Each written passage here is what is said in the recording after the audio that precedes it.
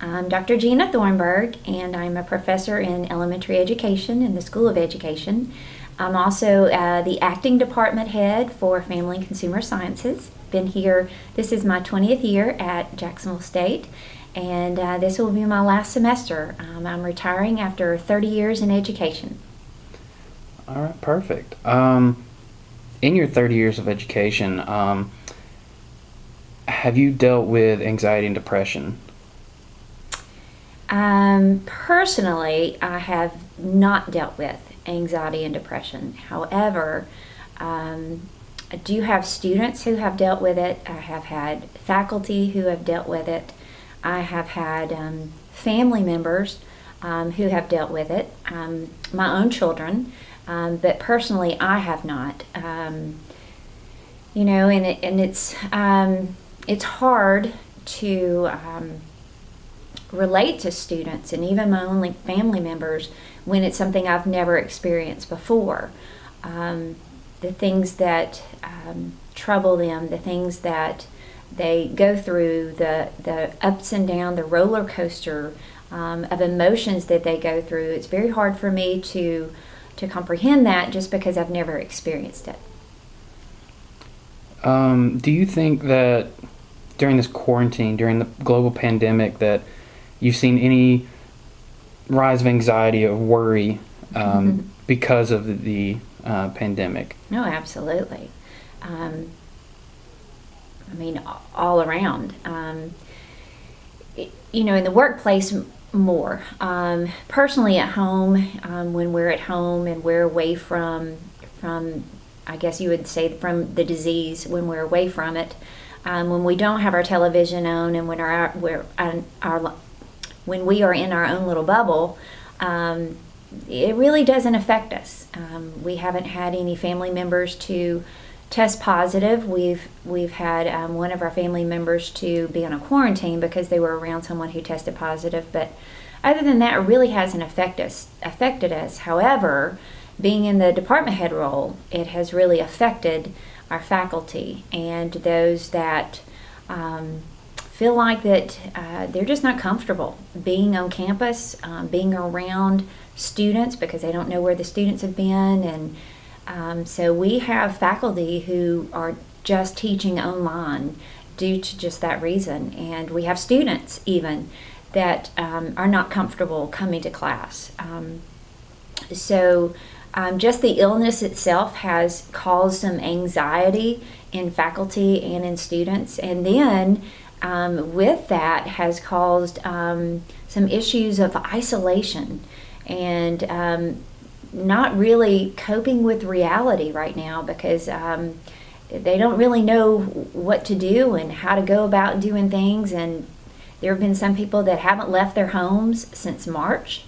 Reintroducing them into society, it's going to be very difficult for some people that haven't been out to just go to Walmart, to go to the grocery store because they've had everything delivered to them. I do see where the need for counseling is going to be great over the next 5 to 10 years for just those types of things. Yes. And as the department head in that position, I wanted to ask, because you have been a professor and you still teach, how, I know you must have experienced some sort of kind of anxiety or something. I'm trying to figure out how you were going to run this semester. That's one thing I wanted to talk with the professors about because I know as a student, how are we going to do this semester? And so I can't imagine what it was like on the professors and the staff of JSU to kind of figure out how to figure that out. Oh, absolutely. Again, I think I had an advantage from the professor side. Not so much the department head side, but the professor side. I've been teaching my courses online for the last 5 or 6 years. So nothing really changed for me for my classes. However, there are faculty who are teaching undergraduate classes and they are all face-to-face and need to be face-to-face because they're sewing classes or cooking classes.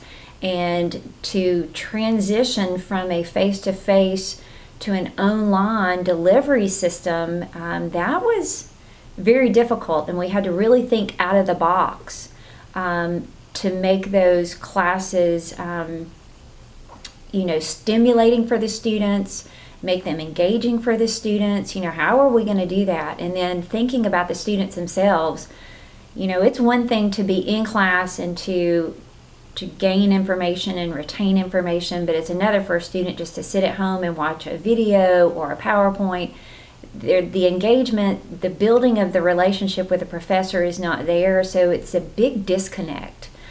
So we have had a hard time, one, getting faculty on board with this, and another, getting students on board and really making it work. I think for the most part we have made it work. Because there are online universities that are completely online, so we know it works. But for JSU, this has been a transition, really, and it still is a transition. Trying to plan for spring, what is COVID going to do come January? Will we be able to go back like normal? Are we still in our social distancing situations? Are we still online? Or are students going to feel comfortable coming back to campus? I don't know. But it's a trying time, and it's still, whether it's the faculty that need support or the students need support, or flexibility with time of assignments being submitted, whatever it is, we really have to be in tune to our students and our faculty of knowing what they need and how we can support them. Yeah. And I was talking with one of my peers earlier about JSU and how they are implementing the rules in COVID and how they're trying to keep everyone safe. Do you think that JSU is doing a good job of implementing protocols to keep the students and faculty safe? I think so. Just looking at the numbers, because JSU does report the COVID numbers, or they report not only how many number of students have COVID on campus, but within our community, our county as well. And so to see even the numbers in the county rise, but the numbers on campus actually fall. That's been very reassuring that what we're doing is working. So the students cleaning their own space before and after they enter and leave a classroom, wearing the face shields or the face mask. I feel very safe. I feel very good about what the administration has requested that we do, and the protocols that we follow. And Jeff Ron has done a really good job in making sure that everything is seamless, and we are constantly given the materials that we need, whether it's masks or gloves or sanitizer, to continue to keep our environment safe. Yeah. Now, getting back on the topic of kind of mental health issues and mental health in general, do you feel like mental health has been discussed enough in our society or in the media? I think there has been a trend in moving in that direction of talking about mental health. I would say before COVID that there was not. Mental health issues was something we didn't want to talk about. We didn't want to think about. It's almost like that if you talk about it or think about it, you're going to end up with it. And so people just kind of ignored that, and also thought that maybe, the person that had those issues just didn't know how to cope. That, try harder or get out and do more, whatever it is, and didn't really understand what they're facing and what they're going through. But because of COVID, I think we have seen a rise in mental health issues, but we've also seen a huge awareness of mental health issues. And I think we're seeing that's why I think the counseling field is really going to explode, because of people just paying more attention, people being more educated as well. And I think we're I think we're doing a good job, but not as much as we should. I feel like the education part of the education piece is missing. I think people are more aware and more in tune, but they're not as educated about what to do with, children that have mental health issues, or, colleagues that they work with that have mental health issues. And, what are some coping strategies for them, because they have to be able to understand where they're coming from. Yeah, and that was a big question that I've kind of been asking people is, do you think that they should implement a teaching element into elementary schools, high schools, to teach the kids about mental health issues and mental health awareness, and kind of how to cope with it? Because I feel like you were saying that people just, maybe because no one was talking about it, they didn't want to come out and say that they were dealing with some stuff. Mm-hmm. And I feel that if it were to be one of those things that we talk about all the time, you'd be more willing to open up about it. Oh, absolutely. That's one thing that teachers are going to need to address is mental health issues, and they can only address those mental health issues if they know what they are, and so the education part of it is going to be very important. Educating our students that are coming through to be elementary teachers, special ed teachers, secondary ed teachers.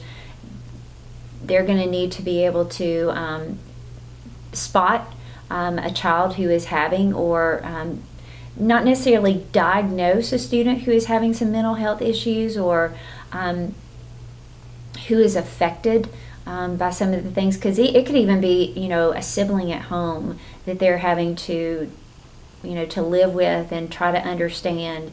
But yes, I do believe that our teachers are going to need that training as well, just like whether they're doing the bullying training, self-defense training, they'll need that mental health issue training as well. Do you think that they should add an aspect of teaching the kids about it as well? Oh yeah.